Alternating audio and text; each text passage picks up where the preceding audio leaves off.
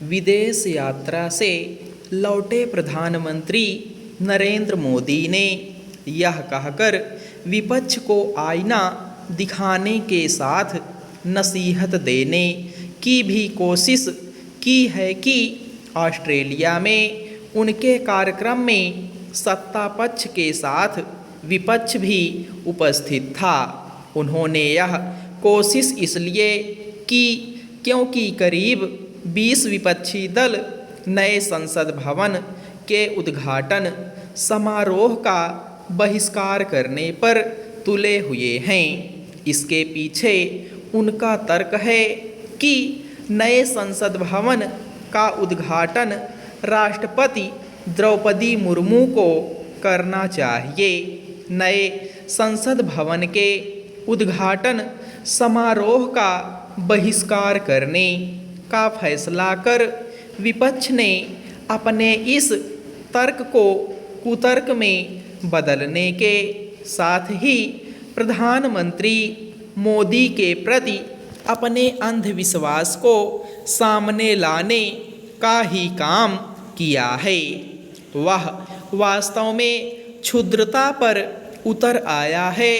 नए संसद भवन का प्रधानमंत्री के हाथों उद्घाटन न होने की जिद कर रहे विपक्षी दलों में से अनेक वे हैं जिन्होंने राष्ट्रपति पद की प्रत्याशी के रूप में द्रौपदी मुर्मू का विरोध किया था।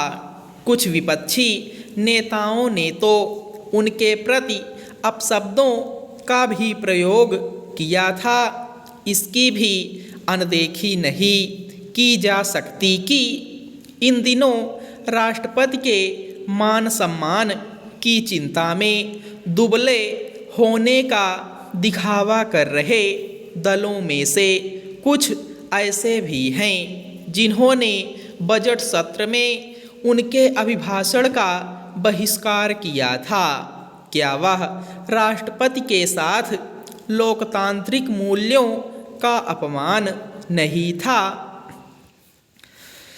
इसमें संदेह नहीं कि विपक्षी दल राष्ट्रपति द्रौपदी मुर्मू के बहाने प्रधानमंत्री मोदी पर क्षुद्र राजनीतिक हमला कर रहे हैं। ऐसा करके वे अपनी जगहंसाई ही करा रहे हैं, क्योंकि यह कोई मुद्दा नहीं हो सकता कि नए संसद भवन का उद्घाटन राष्ट्रपति को ही करना चाहिए। एक तो ऐसा कोई नियम नहीं है और दूसरे अतीत में प्रधानमंत्रियों ने संसद से जुड़े भवनों का उद्घाटन या शिलान्यास किया है। आखिर तब उन्हें राष्ट्रपति की याद क्यों नहीं आई? यह भी ध्यान रहे कि सोनिया गांधी महज सांसद के तौर पर छत्तीसगढ़ विधानसभा के नए भवन का शिलान्यास कर चुकी हैं। इसी तरह मनमोहन सिंह प्रधानमंत्री के रूप में तमिलनाडु के नए विधानसभा परिसर का उद्घाटन कर चुके हैं।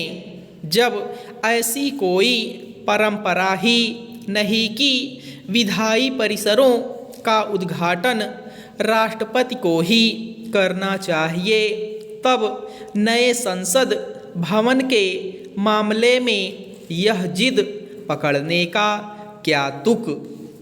क्या विपक्ष यह वचन देने को तैयार है कि भविष्य में राष्ट्रीय महत्व के भवनों और परिसरों का शिलान्यास या उद्घाटन राष्ट्रपति के हाथों ही होगा?